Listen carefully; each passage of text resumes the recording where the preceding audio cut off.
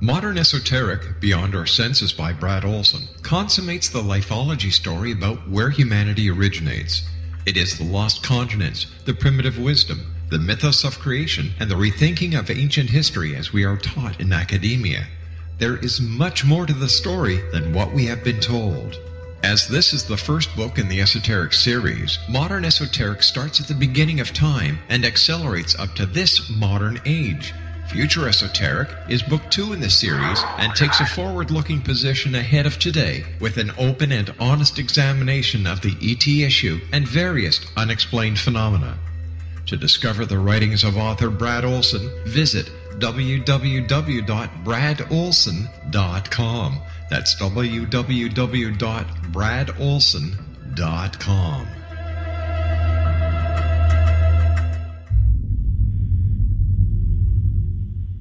The Alien Cosmic Expo will be held in Brantford, Ontario, June 26, 27, 28, and will feature 24 internationally acclaimed experts and researchers of UFOs, crop circles, alien abductions, and much more in this 3-day 2015 summer Canadian event. Experts in the field of extraterrestrials and alien encounters, out-of-body experiences, past life regression, soul reading, psychic, and mediumship will all be presented with professionalism, integrity, and credibility, making the Alien Cosmic Expo the largest event of its kind in Canada for 2015.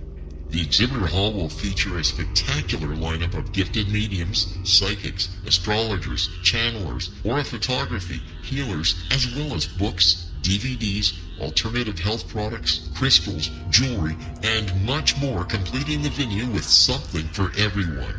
For all information and to purchase your tickets for the Alien Cosmic Expo, go to www.aliencosmicexpo.com. That's www.aliencosmicexpo.com.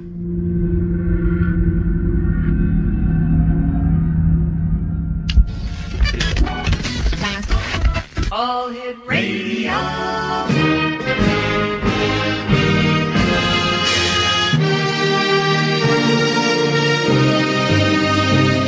Welcome to the X Zone, a place where fact is fiction and fiction is reality. Now, here's your host, Rob McConnell.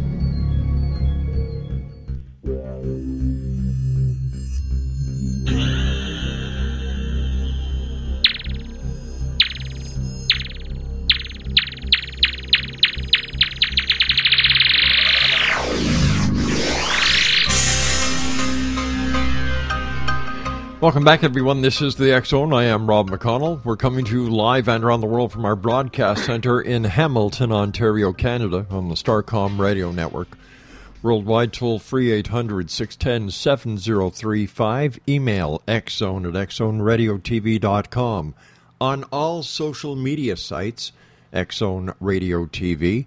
And you can listen to the X Zone 724-365 on our main website at www.xzoneradiotv.com. My guest this hour is Dan Silver. He was born in Winnipeg, Manitoba, and originally moved to Toronto 12 years ago to pursue a career in acting and writing. But that path has led him to a fascinating off-world topic of, you guessed it, UFOs and aliens. Joining me now from Toronto is Dan Silver. And Dan, welcome to the X Zone. How you doing? I'm doing fine, Dan. Tell us a little bit more about yourself, your quest into the off and out-of-world topic of UFOs and aliens. How did that happen? Well, people always assume that people began their path with a really big, amazing UFO sighting, but that's actually not the case with myself. What happened was I once saw a UFO story on the news, which is pretty shocking in itself, the news covering a UFO story. And a couple days later, I noticed that there was no follow-up story whatsoever. They said dozens of witnesses saw lights in the sky, and this happens in the media all the time. That there wasn't even a cover-up story by some psychologist to tell us it must have been Venus or mass hallucination. So I started to get curious, and I started watching, lectures online. And I noticed these videos weren't crazy, drunk farmers talking about lights in the sky, but actual scientists, astronauts, former politicians, the kind of people that were, running the world 20, 30 years ago. So at some point I decided to, put my small, biased view of the world and really gave these people my full attention. I mean, I always say to people, I never been to the moon, and I'm not a scientist, so who am I to say they're crazy, right? But there are many... When Edgar Mitchell publicly states he knows for a fact aliens are real, and that he confided to people that while on the moon, at least 3 alien ships were watching him, who am I to disagree and say he's crazy? Well, and, I know a lot of people who do. It became an addiction, and I would come home every day to see videos of the latest UFO sightings around the world. There's 3 sides to every story: his side, her side, and the truth. So until everybody's got at the same table where we can get both sides of the story at the same time, it's pretty hard to come to a conclusion. Like, how do we really know that Edgar Mitchell did see 3 UFOs? I wasn't there. I always say, you can't take one. You can't take one UFO example and one person to make a judgment. Gotcha. I look at it as being a member of a jury on a trial. Okay, you don't look at one piece of evidence and decide, what the verdict is. Right. You have to look at everything. And it starts. I think it starts with who are these people? But they're astronauts, right? They're scientists. They're Paul Helger, our former defense minister. They're humans, right? So when you take the time to study it and you look at the collective evidence, I find it really, really hard to it's hard to disprove it, but you have to, or prove it, but you have to accept there's something going on here. Why? You've used evidence quite a number of times now. I've been doing this show for 23 years. I'm an ex-police officer, investigator. Right. I have yet to see anything that can be called evidence. Well, see, this is what I mean by collectively, though, right? I mean, we have thousands and thousands of crop circles that contain, mathematical formulas, planetary alignment. When well-known, credible people around the world, like Paul Helger, comes out, and talks about aliens, the question is, what kind of evidence are you looking for? I'm looking for proof. I always know what people say they don't believe, but what does it take for you to believe, right? And I truly believe the evidence is out there, but most people don't take the time to look at it collectively, because sometimes the evidence does contradict itself. But, it's definitely out there, and I think people do have to look for it. What evidence have you seen? Well, one of my most famous cases is probably the Billy Meyer case, which, Michael Horn's going to be at the conference. Yeah. I find the Billy Meyer case so fascinating. I mean, when a guy writes a book of prophecies that he claims were given to him by aliens, of course nobody will believe it. But these prophecies have come true. He wrote down years ago dates of historical events when the moon landing would happen, presidents, world affairs. He knew about star systems that weren't even discovered until years later. I mean, the guy didn't even have a telescope, And this is just one case, and we've all seen the Billy Meyer footage, I'm sure. I mean, it's hard to really fake that kind of photography when, he had a camera, I think, in the 60s, that showed 3 UFOs coming all the way from the sky and landing on his property. That's just one case, but, if you listen to Michael Horn, the guy survived something like 26 assassination attempts.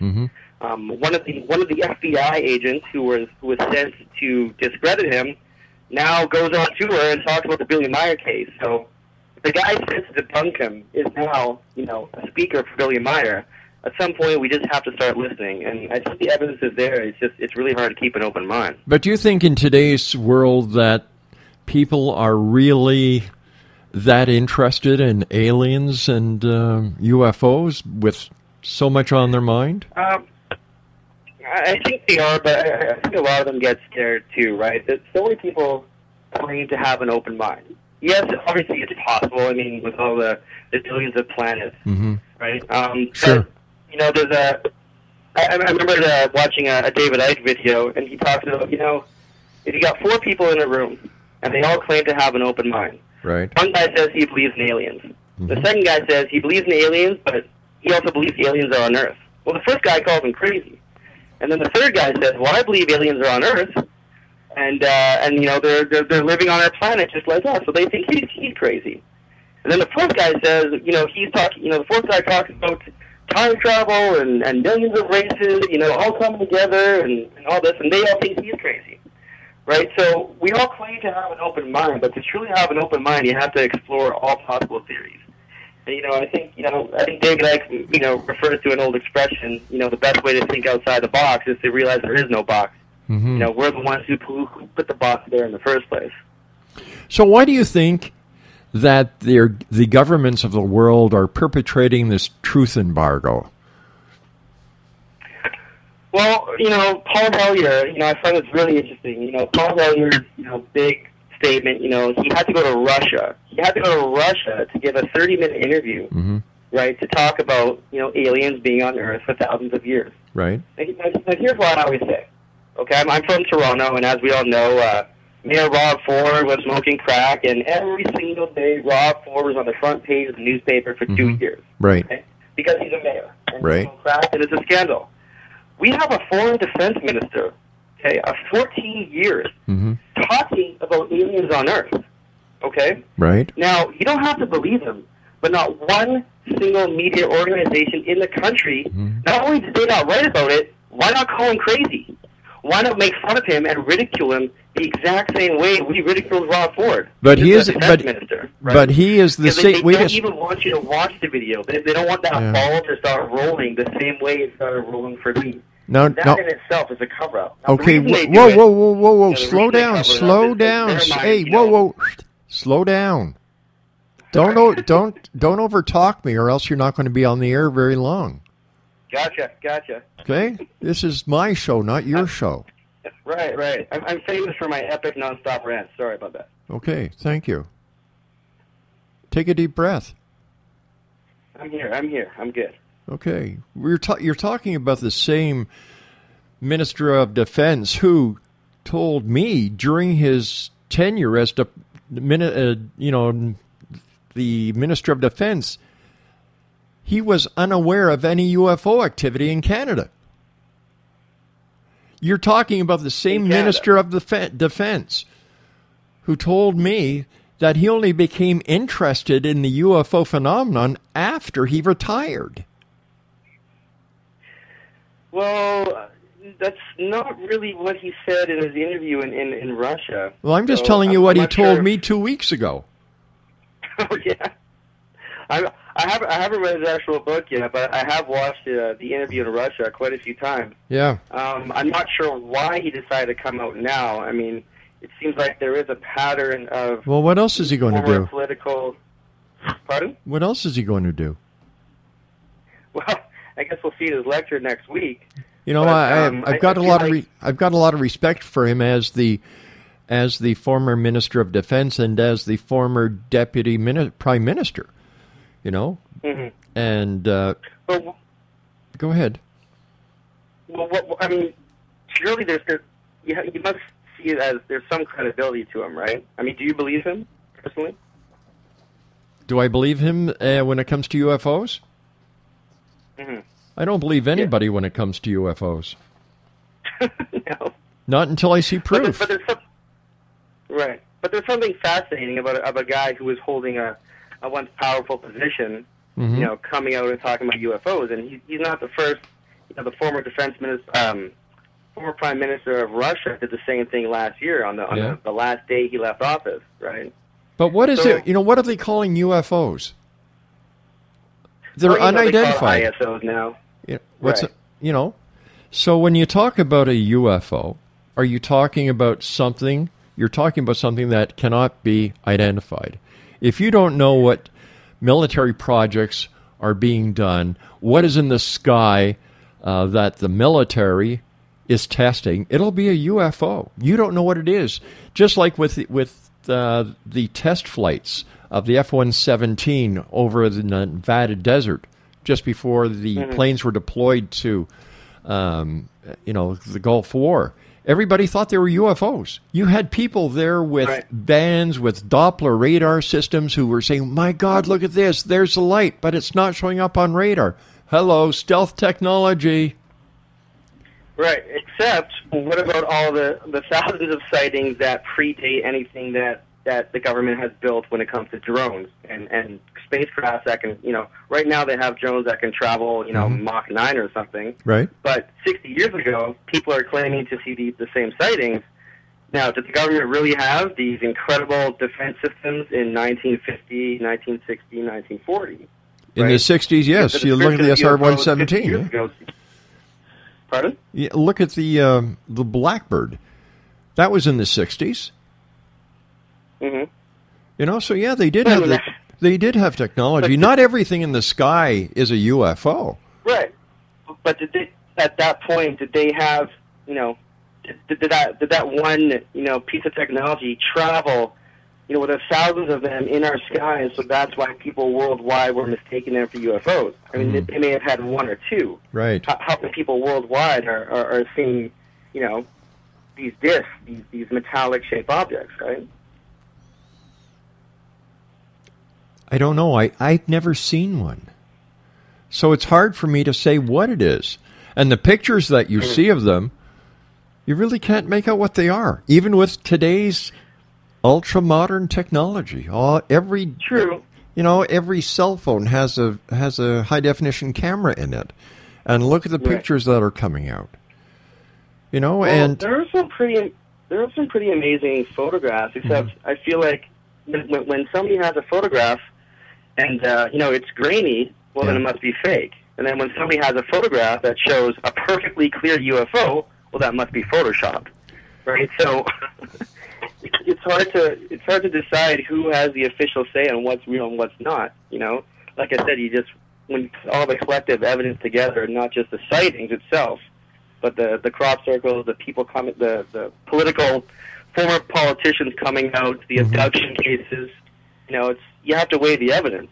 So tell me, why are you so certain that UFOs are real? Well, why am I certain? It's just, again, it's one of the things that sticks in my mind is I can't remember his name. He's a psychiatrist at Harvard. He's in many documentaries. A long time ago, he wanted to figure out what was going on with these people who claimed they were being abducted. He was certain there had to be some kind of psychological affliction. Are you talking about Dr. John Mack? Interviewing thousands of people worldwide. And essentially he came to the conclusion that he just cannot come up with a logical explanation how all these people are telling the same story. Yeah. Gray aliens, taking them up, missing time, DNA being removed. Right. You would think that people around the world who were abducted, if they were to make it up, they would be describing different variations of the actual aliens. So I think you're the same description. I think you're talking about Dr. John Mack. Yeah, that name does sound familiar. Yeah. Gray hair, big mustache? I don't know. I've never seen him with a mustache. Okay. But, we could say the same thing about Santa Claus. There's millions of people around the world who believe in Santa Claus, and yet nobody has really met him. But they believe in him. But have there been millions of photographs and videos of Santa Claus climbing down a chimney? Yes. And I haven't seen... Well, you should probably call the police then. And I haven't seen anything that would be credible when it comes to UFOs or extraterrestrials. Listen, I want to believe. I want to believe, but I want to see the proof. Okay. Well, have you ever taken a look at some of the most famous crop circles? I've seen plenty of pictures of crop circles. Okay. Well, obviously I can't sit here and say they're all true, but some things come to mind, and I wonder how all these thousands of crop circles always show planetary alignments, right, and mathematical formulas, because you would think if all these people were faking it for attention, they would most likely draw in the grass, a picture of Santa Claus, a picture of Jesus. But how can all these crop circles show really, really complex formations and mathematical equations? Right. Again, does anyone have an actual picture of aliens making the crop circles? There might be one or two out there. Yeah. But it's something extremely unexplainable. So if the aliens are trying to give us a message, why don't they just land and do it in person?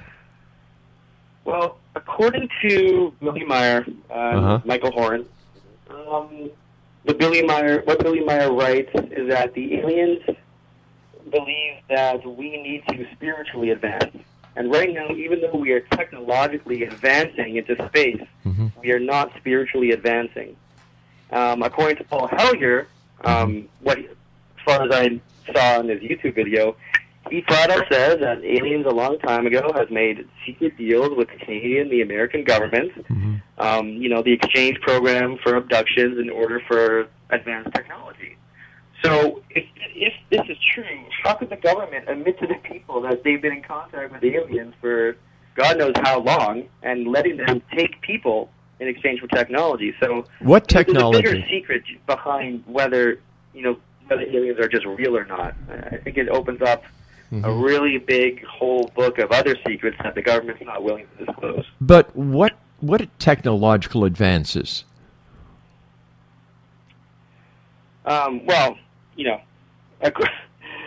Everything we have right now, according to some of these UFO speakers, all came from crashed UFOs. Oh, so what we're still coincidence that all our drones seem to look exactly like the UFOs we see in photographs. I can't say 100% sure that they got the technology from aliens, but that is apparently what we're doing, is back engineering all the crashed UFOs. So the aliens were using solid rocket boosters. The aliens were using a technology that would take months and months and months to go from Earth to Mars? Come on. Well, clearly they're not flying in a straight line, right? I mean, clearly, when it comes to, obviously they're taking a shortcut, wormhole, black hole to get here. They're not spending, 500 years on a ship just to come down to our little planet. Why are they coming to this planet if they're so technologically advanced and we're so backwards? Well, it's hard to answer when we just say they, because like Paul Hellyer said, he said something like 9 different alien races are constantly visiting the planet with different agendas. Some are here to help, and as I said before, why would aliens want our DNA? And yes, the theories are out there, but apparently some of these aliens are from the future, and we're made up of 68 different alien races in our genetics, and they have a disease, and they need human DNA to help cure this disease they have. And yes, I realize it does sound like a great science fiction novel. With all the computer hacking that has been going on, with Edward Snowden, the people at WikiLeaks, how come there's been no information that has been released on anything to do with UFOs? I've been wondering this myself for almost 2 years. People, I don't know if is he still in Russia or? Yes, he is. Yeah. Now, where is he right now? Edward Snowden is still in Russia. Right. Well, we haven't heard much, but look at the media right now. It seems like Russia's keeping him very, very tight, and all of a sudden, ever since Edward Snowden, we seem to have a really big problem with Russia for the last 2 years. That's all we ever see in the news. Well, I think a lot of that has to do with Russia invading the Ukraine. Well, that could also, they are invading the Ukraine, but they also shot down a Malaysian air flight. Get their hands on Snowden, or at least show some kind of retaliation for the fact that Russia won't give them up. All right, but wouldn't it be advantageous to any country unfriendly to the United States to hack into their computers, find out all these different dirty little secrets that are supposed to be there? For example, let's use the ET UFO scenario. Get all this information on the UFOs and the ETs, and then just drop a bomb by releasing all the documents to the American public. It would instantaneously put a lot of distrust in the system, and would eventually cause the breakdown of the governmental system as we know it. Well, from the many documentaries and lectures I watched, there seems to be some kind of global agreement that that when governments disclose the alien concepts, they all have to agree on it. And I've heard rumors that they're still waiting on just America and Canada, and other countries are ready to disclose it, but America and Canada won't. So they're not really going to use it against each other because, I've also heard and read that every government has their own alien access contact. So, if they were to make the U.S. look bad, well, the U.S. can probably use the same information against them. So they'd rather go to war, use nuclear weapons, than to spill the beans on one country not being honest. Well, as far as I know, there's a guy named, have you heard of Gary McKinnon? Mm-hmm. He was the guy, okay.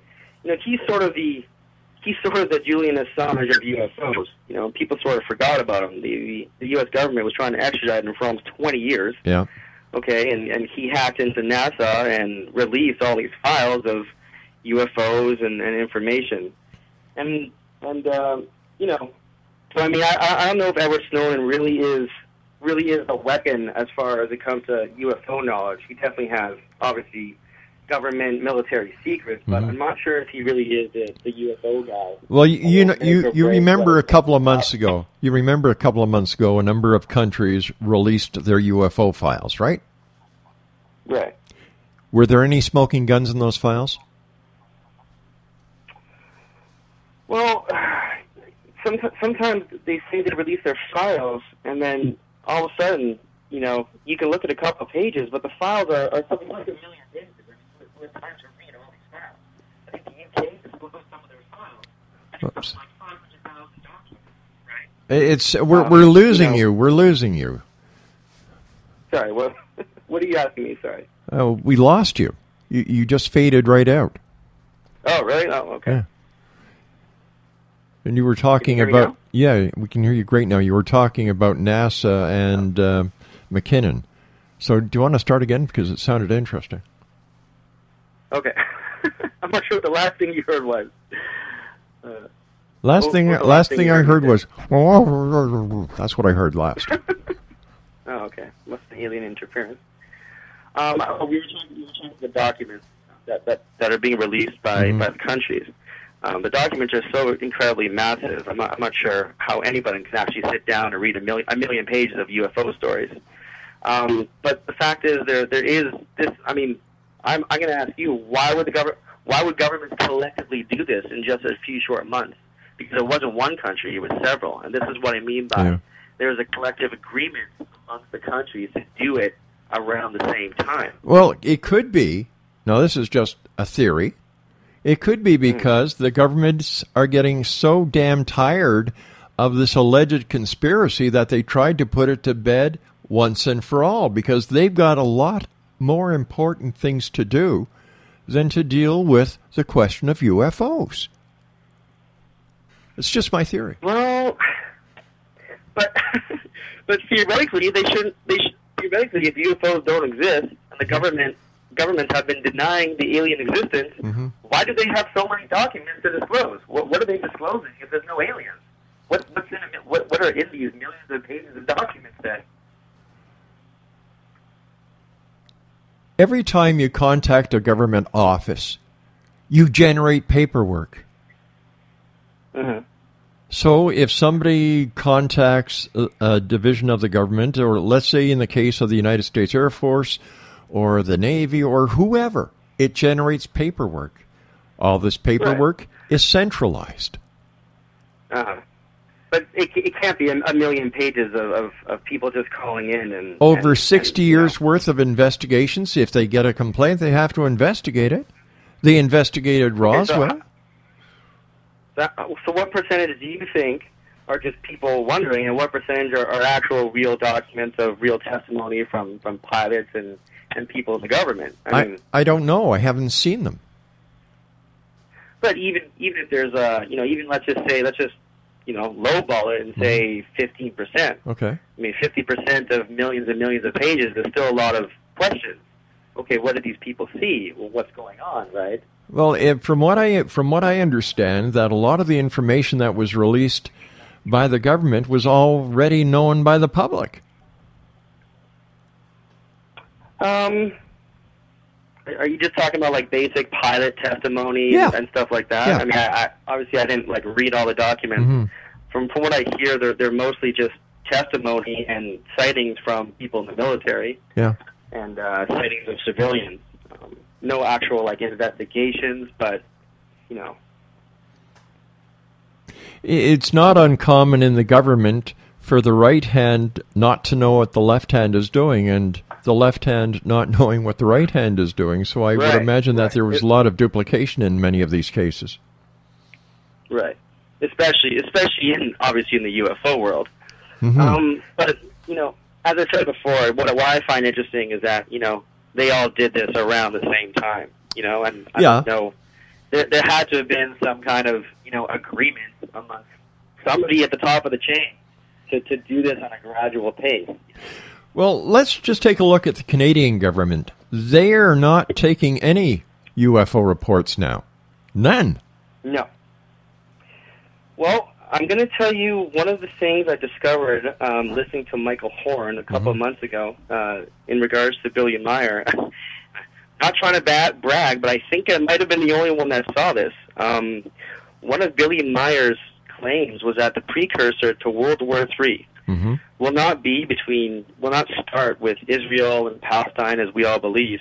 But he actually said when you start reading newspaper articles that the Canadian government is trying to claim its sovereignty in the Arctic, this would be the precursor to World War III. Now, about 2 months ago, I'm reading the newspaper, and I read a story that Stephen Harper just spent $5.5 billion on warships to patrol the Arctic and claim its sovereignty. Now, obviously, you know, I may just be connecting some dots, but I do find it somewhat interesting that, you know, this could be a prophecy unfolding right before us. But according to my understanding, the Canadian government has always claimed sovereignty in the Arctic, that this is nothing new. All he's doing is he's protecting the sovereignty of Canada. Well, that information, you know, we think that because we read Canadian newspapers, right?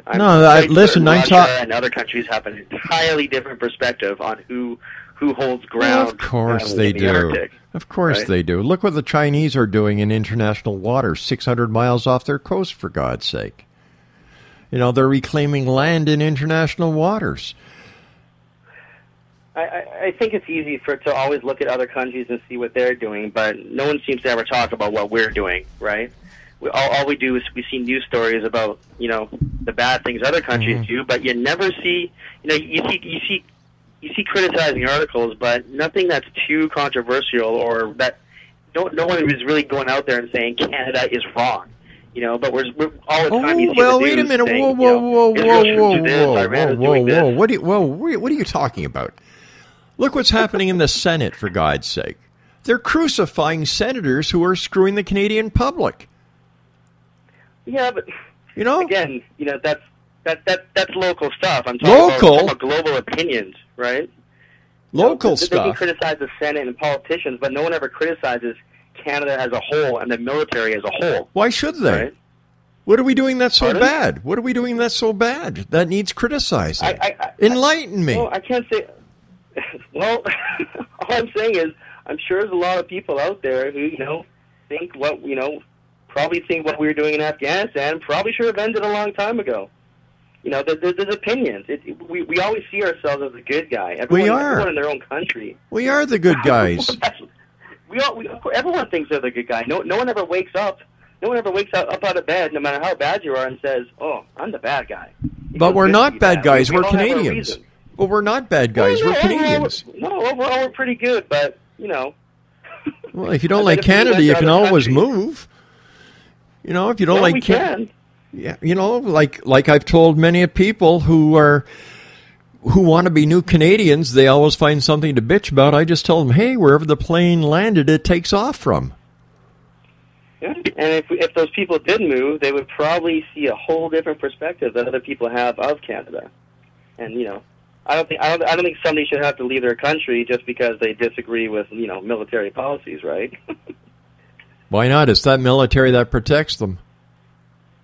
Well, I mean, yeah, there's not many other countries to go to if you want to, you know, live in a free land, but that's right, and this is the price you pay. This is the price you pay for democracy. This is the price you pay for freedom. It's not free.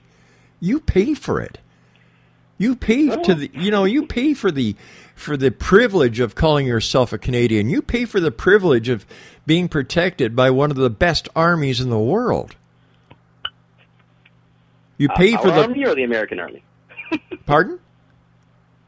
We pay for our army is the best army in the world, or the Americans that protect us? You're not very proud of Canada, are you? I just don't like when people are so, it becomes like a cheering for your own football team kind of thing. What's wrong with that? All I'm saying is, there's just way too little criticism, and there's way too much. We're always the good guy. We're always the good guy. And all I'm saying is, I can guarantee in other countries they don't see us as the good guy. So what are you doing to change that? We're not in those. So what are you doing to change that? Are you running for office? No. Why not? I'm going on your radio show. And then I'm going to a conference next week. I'm starting right now. Okay. So, if you want to criticize Canada, I'm not here to change. I'm not here to change politics. I mean, this is just. It kind of ties into the UFO aspect, but it's not like this isn't my main. All I was trying to say was that there seemed to be a strange connection between the Billy Meyer prophecy with Canada being the precursor to World War III. So, why are you trying so hard to get the alien message out there? Well, again, because there is a possibility, and again, I am a Billy Meyer fan, but, according to Billy Meyer, there are aliens out there who love us and care about us and our planet more than we care about each other. And, if you really listen to what he has to say, I mean, these good aliens are giving us some of the answers to life and death. I mean, at some point, we're all gonna realize, we're all gonna say to ourselves, why are we here? Yeah. And they talk about reincarnation and spirituality and spiritual evolution, right? So, I just think it's important to at least keep that in mind, because a lot of people seem to be brainwashed, by Hollywood, that every time you mention the word alien, it automatically equates to invasion. And I just think it's important that. No. Well, sometimes, sometimes, you mention aliens, and the first thing someone says is, "Ooh, alien invasion," right? I mean, it kind of comes from this Hollywood sort of programming that all aliens are bad. In today's society, alien could mean a Mexican. Who knows? Well, there you go. Yeah. Do you consider yourself to be a conspiracy theorist? Well, I was watching this video a couple of months ago. It was a really old clip. I think the guy was the former director of the FBI or CIA. It's really old. Mm-hmm. He was already retired, and this reporter said to him, "Are you a conspiracy theorist?" And this guy just absolutely lost it. He was like, "Do you know who I am? Let me tell you something. There are no conspiracies, you idiot, because it's all true." Right? And I can't remember his name right now. I don't sit at home going, "Oh, what can I, what's going on right now that I can, exploit something?" Or right. But I do. Pardon? No, I'm listening. But you have to admit this. The point is, all the time people feel like they're not being told the truth. Whether it's in your own city or your own country, the news, UFOs, we always feel like we're being lied to. And it could be about the banks, it could be about your government, and, right now, the Bilderberg Group is going on, right? 20 years ago, David Icke, Alex Jones, 20 years ago, the Bilderberg Group was a conspiracy theory, right? Mm-hmm. So here we are, the Bilderbergs are getting together right now as we speak, and does anyone go, "Oh, that conspiracy was true"? It's not a conspiracy, though. It's not a conspiracy. It was a fact. They're no different than the Masons. They're no different than the YMCA. They're no different than a lot of other organizations. A long time ago, I'm not saying it was a conspiracy, but nobody believed that there was a secret sort of like group that gets together. Well, why are they a secret? Why are they a secret? Because only certain members are allowed in. Big deal. What I mean by secret is no one really knew what was going on. Maybe there was a handful, but maybe it wasn't. Now we have protests. It's none of our business. Did these protests happen 20 years ago? Pardon? Why There are were there... no protests 20 years ago at the Bilderberg conference because nobody knew about it. Now every year there's a protest and people talk about it. What are the people protesting? The fact that these people are getting together, and deciding on world events, and they don't tell us what they're doing, right? And when there's people, almost every single president or banker, are all coming together, it doesn't look good. I mean, Is it possible that there's a lot of animosity and jealousy that certain other people aren't invited or privy to the information, and this is what the big problem is? Well, it's possible some people, don't like knowing that a group of people are partying up on our own dime who have billions of dollars. But, I think people who really pay attention, realize that when, I think, Clinton, Bush, and a lot of other, presidents and bankers were part of the Bilderbergs way before they even became presidents. So it looks a little strange, right? That's how the real world works. That's nothing new. It's nothing new. This has been just going... That's how and it's not... I'm going to tell you something. I'm going to tell you something. Yeah. It's not going to change. No matter how many protests, it will never change. Just because something is the way it is, doesn't mean that's the way it should be, right? It doesn't mean that it's legit, and it's legit, but it doesn't mean that these people are being honest about what's going on just because it happens all the time. Right? Well, why should they have to tell everybody else what's going on behind closed doors? Because they do have that right. Yeah, they do. But you have to admit, right now, globally, the world's not going so great, and these people are the ones who are in charge of the world. And yet they seem to stay in power. You see, they seem to never lose their power. Because they have money. And it's money that makes the world go round. But when the Bilderberg Group consists of all these bankers, and then just last week, 5 of the biggest, largest banks were found guilty of fraud and manipulating the stock market, and they were only fined $5 billion, and then you realize these people are part of the Bilderberg Group. That's what pisses people off, right? Yeah, because they've got all that money and they don't. They also stole a lot of that money, right? They were found guilty of fraud, so what happened? They got a fine. They steal trillions, they get fined a couple billion, right? It's not going to change. Well, it may not change in our lifetime, but I think there is gradual change going on right now. It's just hard to pinpoint a day to say that's when it all began, right? Yeah. But I think... with people like Edward Snowden, leaking information, I think there has been a change. Well, wait a sec. What's the difference between Edward Snowden breaking the law that you seem to agree with and these people who, on Wall Street and these banks who broke the law that you're dead against? How can you be for someone who breaks the law because it suits your purposes? That's not, if you don't like these people because they broke the law, shouldn't the same be applied to the other party? Edward Snowden broke a law that is specifically put in place to make sure that the Americans can commit crimes and get away with it, right? So, I mean... What crimes? That law... What crimes? Pardon? What crimes? Well, he exposed that Hitachi helicopter that killed something like 7 reporters in Iraq, and the report said that they were Al Qaeda and they had machine guns and they were firing. Then Edward Snowden released that pretty well-known video, and there was just couple civilians and a couple reporters walking down the street, and they weren't armed. So that makes that makes what Edward Snowden did to be okay? Well, that's one of thousands of files that he's leaking. I mean, we're talking about 7 murders here. That you're also talking about someone who committed treason.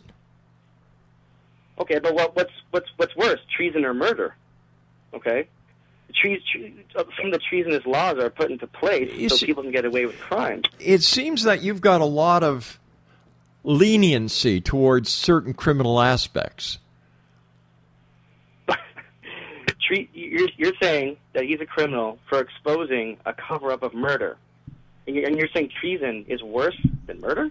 What I'm saying is that Edward Snowden broke the law. Instead of staying in the United States and fighting, what does he do? He runs to China, then he runs to Russia. And he hides behind President Putin. That's not a brave man. That's a coward. If you're in his position, and I wouldn't have done it. If you see all these cover-ups of murder and corruption, and you're going to release the information, do you really think you're going to get a fair trial? Well, for one thing, he'll be executed. He'll be. Well, for one thing, I wouldn't do that. Would you do it? Yeah, I'm saying. Pardon? Would you do it? Only if I could absolutely be guaranteed asylum, which Edward Snowden obviously did. So becoming a criminal has a price. I don't think Edward Snowden signed up, okay, to cover up murder. I don't think that's why he signed up. And it wasn't just one. It wasn't just one instance that went wrong. You know, there was a lot, and I think that's just not what he signed up for. And I don't think he's a coward just because, you know, he's going against his government. I mean, that's what governments want you to think, you know. Well, I don't. You defy your government. You're unpatriotic. You're treasonous. I just don't think that's true. But do you also understand how many lives he's put at stake by releasing the documents he did of innocent people who are just working for the government to protect their citizens?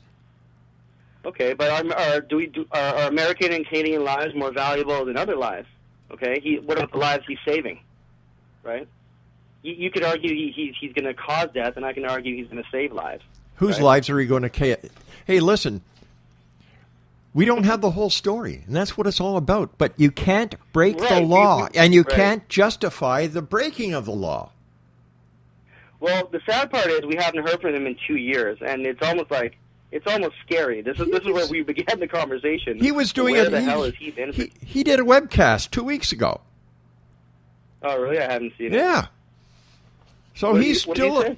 I don't know. I don't listen to him. I think he's an idiot. I think he should be arrested, charged, and thrown in jail for the rest of his life. Well, you know what? If he can get a fair trial, he can't have a trial in the States. He would have to have some kind of bipartisan country. Well, I agree. He'd be guaranteed a fair trial.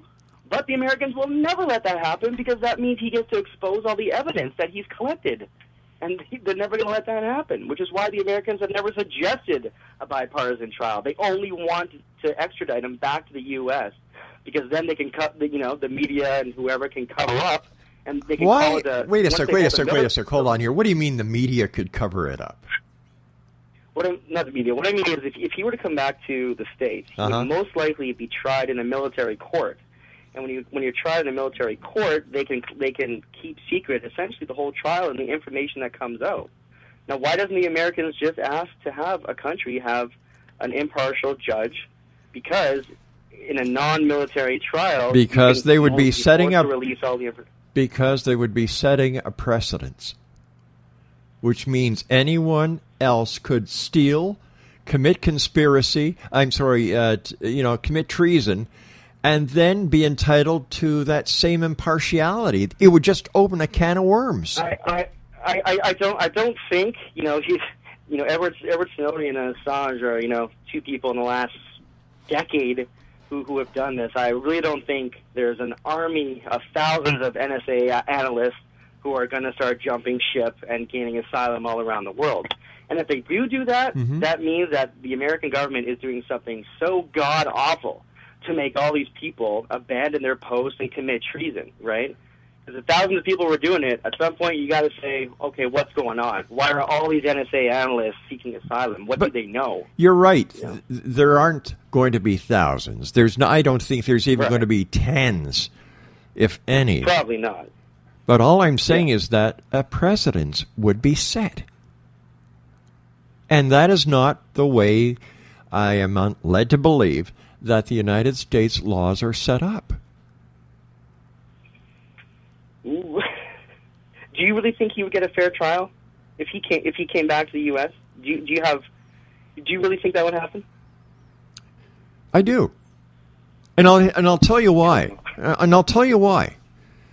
No matter if he's in Russia, no matter if he's in China, no matter if he's in Bolivia, if the United States wanted him dead, he'd be dead. Well, I think is probably the best country to keep him hidden, right? And this is why I truly believe that we're seeing a lot of negativity about Russia in the media. I think it does have a connection to Edward Snowden. And I think they're finding reasons to get us angry at Russia. That's just my personal opinion. I can't even prove it with anything. That's just my gut feeling, which is why I'm probably a conspiracy theorist. If there was one message you could tell the world regarding aliens, what would it be? Let me see. Probably don't fear the unknown. Okay. You know, if we knew exactly what was going to happen tomorrow, well, what would be the point of getting out of bed, right? If we knew exactly what was going to happen. Now, you sent us a bunch of questions, and I've held off on number 11 until the very last moment. Do people ever call you crazy? Right. Well, I can't remember the last time anyone called me sane. Mm-hmm. At my last job, my boss held a staff meeting just to ban me from talking about aliens. And he makes a good point. He said, Dan, look, he said, even if you're right about aliens, it scares the crap out of me. And if you're wrong about aliens, that means there's a madman working for me, and it scares the crap out of me. What kind of job? The reason pardon? What kind of job did you have? I was working in a restaurant. Oh. It's not like there was a board of CEOs talking about me. But I think the best part about the conference is that for 3 days, all the people who have been called crazy their whole life finally get to feel normal, and we get to talk about everything. And I think that's probably the main reason I'm looking forward to going to the conference, is just to be around other people who are interested in UFOs, and you can just be yourself for a couple of days. Yeah. Hey, listen. All kidding aside, it's been nice talking to you. It's been a good hour, and I want to thank you so much for joining us. Quickly, tell me what kind of T-shirts you're going to be selling. So we're selling shirts with aliens on them, but the difference is, we're taking real famous photographs and putting them on the shirts. We have a couple funny ones, but there's a picture of an alien that was called EB that was released by Bill Cooper about 40 years ago. Right. Stands for extraterrestrial biological entity. So the thing I want people to do is, you have this real picture of a famous alien or photograph on your shirt. It tells a story. Yeah. Right? And we've already sold a lot of shirts, and people are like, what is that? And instead of just saying, oh, it's an alien, it's like, oh, no, this allegedly is an actual photograph of a surviving alien from Roswell, and his name was E.B., and he survived for 2 years. So that's sort of the difference with our shirts compared to any other alien shirts out there. We're using real pictures from cave paintings to UFO sightings and real photographs. Dan, I want to thank you so much. It's been an enlightening hour. Do me a favor. It's been a wild hour. Do me a favor. Yeah. Come on back in the future. I definitely will. Dan, it's really been nice talking to you. I look forward to shaking your hand on June 26, 27, and 28 in Brantford, Ontario. All right. I'm going to give you one free shirt. How's that? You got it, buddy. I'm afraid to think of what it'll have on it, but thank you very much. Take care of yourself. I'll let you choose. Hey, quickly, Dan, give us your website. www.themadisonvortex.com. There we go. Dan Silver's been our guest, and he's going to be at the Alien Cosmic Expo in Brantford, Ontario this coming June 26, 27, 28, which is in a week from now. My gosh. It's going to be the place to be. And everything from speakers to psychics to astrologers. We had Claudia Dale on before talking about crystals. And the best T-shirts to be found in the province of Ontario. We'll be there with Dan Silver. Right. You take care of yourself, Dan. Great talking to you, buddy. Thank you very much. Bye-bye now. All right, I'll be back on the other side of this commercial break as we continue here in the X-Zone from our broadcast center in Hamilton, Ontario, Canada. What the hell happened that last hour? I don't know. When you start pushing against Canada, it gets my feathers up. I don't believe in treason. I don't believe in stealing government secrets. You know, and until somebody proves it to me, I don't believe in UFOs. Well, I believe in UFOs. I just don't believe they're from the Pleiades or somewhere out there. Maybe I'll be proved wrong at the Alien Cosmic Expo. www.aliencosmicexpo. I'm Rob McConnell. This is Starcom. We'll be back on the other side of this break. Don't go away.